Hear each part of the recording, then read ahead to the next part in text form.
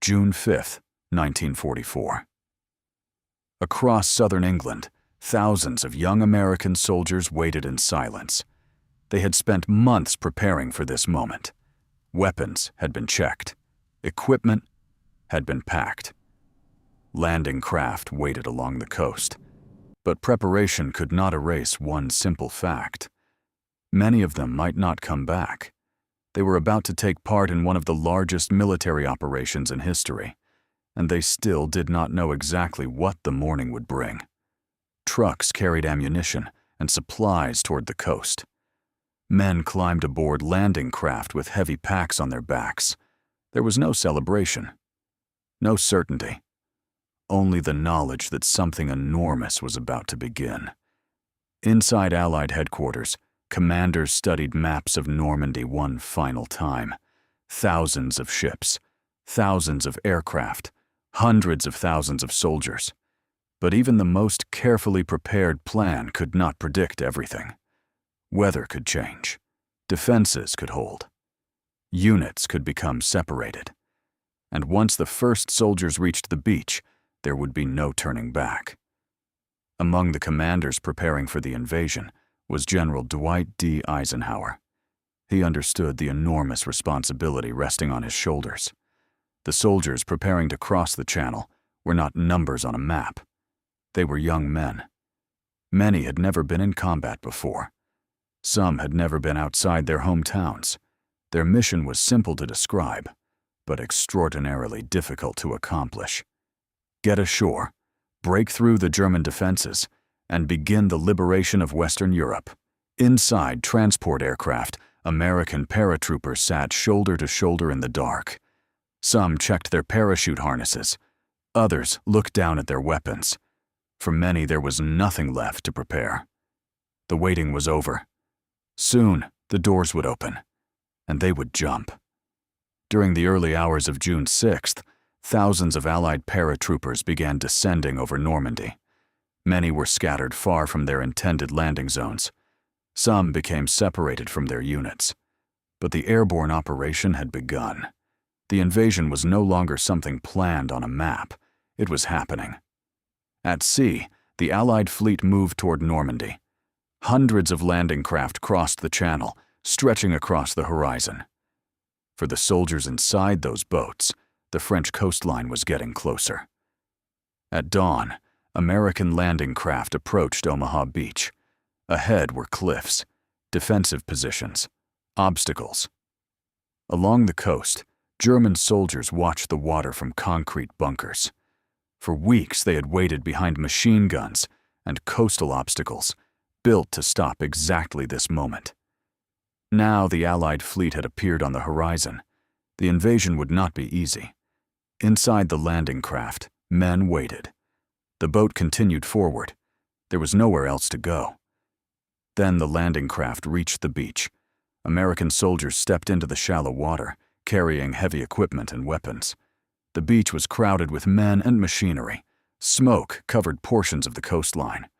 The first wave had reached Normandy, but reaching the beach was only the beginning. They still had to cross it. Across Omaha Beach, American infantrymen began moving inland. The confusion was enormous. Units became separated. Officers searched for their men. But slowly, men continued moving forward. One group, then another. Then another. The invasion was gaining ground. At Utah Beach, American forces were also moving inland. Engineers worked around obstacles. Infantrymen moved forward. The objective was no longer simply to survive the landing. It was to move inland and connect the beachhead with the forces arriving across Normandy. Meanwhile, American paratroopers were fighting their own battle behind the German lines, regrouping wherever they could. The Normandy hedgerows made movement difficult. Tall, earth-covered walls divided the countryside into small fields. Every road could become dangerous. Every bend could conceal an enemy position. One man watched the road. Another watched the hedge. They knew the enemy could be close, even when nothing could be seen. On the beaches, Allied engineers worked to clear obstacles. Every minute mattered. The invasion was not simply about the soldiers who landed first. It was about creating a path for an army, because an army can only advance if it can be supplied. Truck after truck carried ammunition, fuel, and equipment through Normandy. Behind every soldier moving inland, thousands more were still coming. Behind the fighting, radios carried messages from the front toward headquarters. Every beach, every road, every unit mattered. The Allied armies were trying to turn a landing into a permanent foothold. As the troops moved farther from the beaches, the landscape began to change. Stone farmhouses, narrow country roads. They were no longer simply landing troops.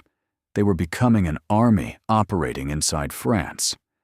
American soldiers moved through French villages. Civilians watched from doorways. For years, German occupation had shaped everyday life. Now, some civilians cautiously stepped outside. Others waved. For the people living in these villages, the arrival of Allied forces meant that liberation might finally be possible. By June 12th, American and British forces were working together across the Normandy front. The beachheads were becoming connected. But success did not mean the war was over. The Germans still controlled large areas of France. By late June, the Allied forces had captured numerous defensive positions inland. But the Normandy countryside remained difficult. Every hedgerow could slow an advance. Every village could become another battlefield. The soldiers had been fighting for weeks. They were tired. But the direction was clear. Forward. American armor became increasingly important. Sherman tanks moved through the French countryside, infantry alongside them. What had begun with landing craft on a beach was becoming a massive ground offensive. French civilians increasingly welcomed the soldiers. Villages that had lived under occupation began displaying French and Allied flags. For the first time in years, many French civilians could see the possibility of freedom. Then, the Allied armies approached Paris. The French capital had been occupied for 4 years. The liberation of France was no longer a distant possibility. It was happening. In August 1944, Paris was liberated. Crowds filled the streets. French flags appeared everywhere. French resistance fighters emerged from hiding. After years of occupation, Paris was free. But the war was not over. The Allied armies would continue east, toward Germany. For the soldiers, the meaning of the campaign could be seen in the faces around them. French civilians looked at the troops with relief. Children watched the soldiers pass. Flags waved above the streets. For some Americans, this was the first time they had truly seen what their mission meant. They had not crossed the Atlantic simply to capture territory. They had come to help defeat Nazi Germany and liberate occupied Europe. And when we look back at D-Day today, it can be easy to remember only the enormous numbers. Thousands of ships, thousands of aircraft, hundreds of thousands of soldiers. But history is also made of individuals. A young soldier waiting beside a truck, a paratrooper checking his harness, a man stepping from a landing craft into the cold water, a French child watching soldiers enter his village. Those moments made up D-Day.